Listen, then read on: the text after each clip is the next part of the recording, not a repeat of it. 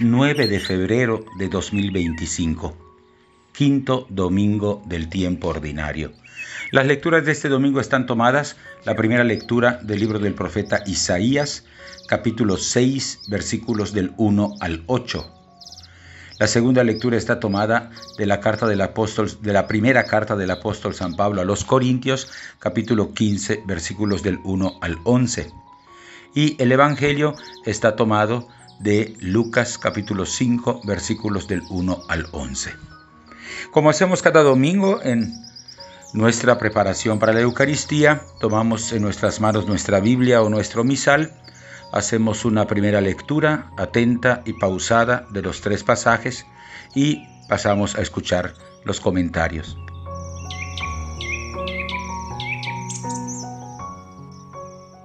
La primera lectura está tomada del libro del profeta Isaías, capítulo 6, versículos del 1 al 8. La visión que nos comparte hoy Isaías forma parte de una unidad más larga, que abarca el capítulo 6, versículos del 1 al 13, y que narra con un poderoso lenguaje simbólico el momento en que el profeta recibe de Dios el llamado y se compromete a desarrollar su ministerio profético. Recomiendo vivamente leer la unidad completa 6, 1, 13. En medio de un marco litúrgico, Dios aparece como Rey del universo. Su trascendencia divina queda evidenciada por la presencia de estos seres alados, ángeles, seres como de fuego, que entonan un himno que proclama a Dios 3 veces santo. El himno litúrgico que nosotros cantamos al inicio de la plegaria eucarística en nuestras misas está inspirado en esta proclamación angélica. Ante esta magnificencia, Isaías se hace consciente de su indignidad. No es más que un hombre impuro, que vive en medio de un pueblo impuro y que participa de la condición pecadora del pueblo al que será enviado. La alusión a los labios impuros y a la acción purificadora del serafín, que se acerca a la boca del profeta con un carbón encendido tomado del altar, indica que la misión que Isaías recibirá tiene que ver con el ejercicio de la predicación.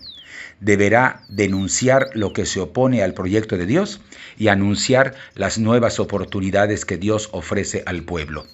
La palabra del ser alado inviste de autoridad al profeta y lo capacita para desarrollar la misión que ha de encomendársele.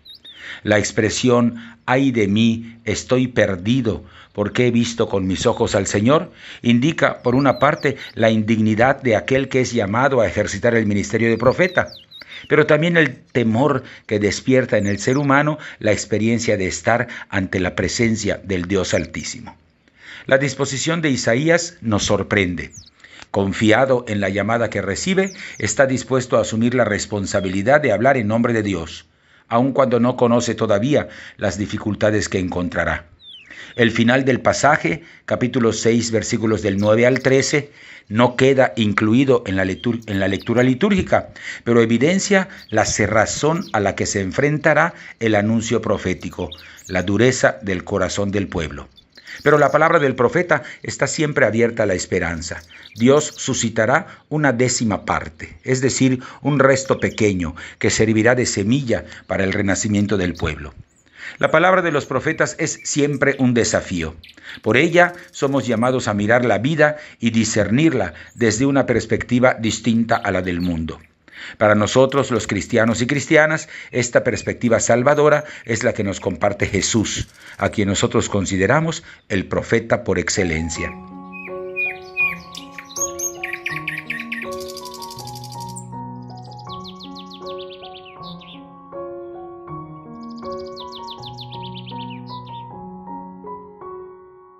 La segunda lectura está tomada de la primera carta del apóstol San Pablo a los Corintios, capítulo 15, versículos del 1 al 11.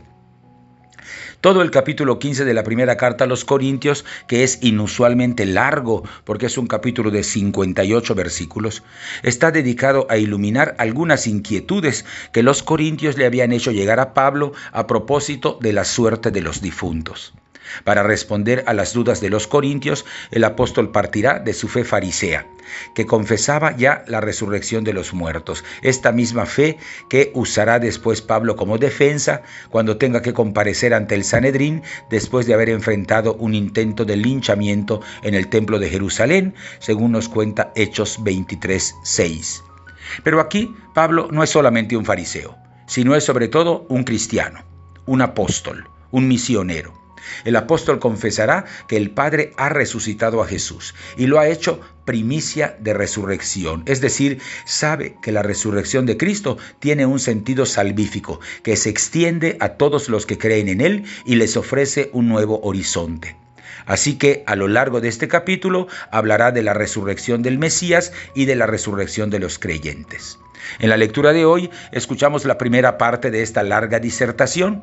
Se trata del anuncio del misterio pascual de Cristo, tal como ha sido formulado por la tradición apostólica que Pablo ha recibido y a la que quiere permanecer firme y fiel hasta en sus detalles. Garantía de esa fidelidad es la experiencia que nos han transmitido aquellos que fueron testigos presenciales de las apariciones del resucitado. Pablo enumera una cadena de testigos, aunque omite la mención de las mujeres que fueron las primeras en llegar al sepulcro vacío. Y se coloca también él al final de la lista, consciente siempre de su indignidad, pues de perseguidor fue llamado por el resucitado a ser su apóstol.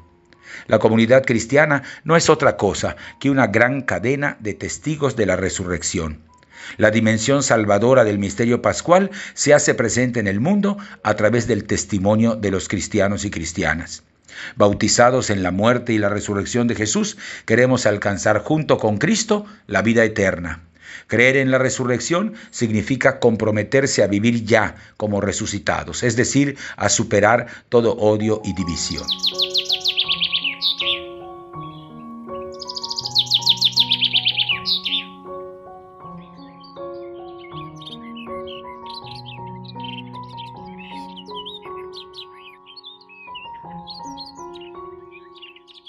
El Evangelio está tomado de San Lucas capítulo 5, versículos del 1 al 11.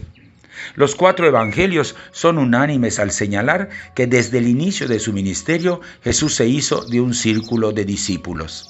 Entre ellos, el grupo de mayor intimidad con su maestro será el grupo de los 12. El discipulado iniciaba siempre con una llamada personal de Jesús y continuaba con una convivencia en la que los discípulos y discípulas recibían de su maestro enseñanzas más intensas.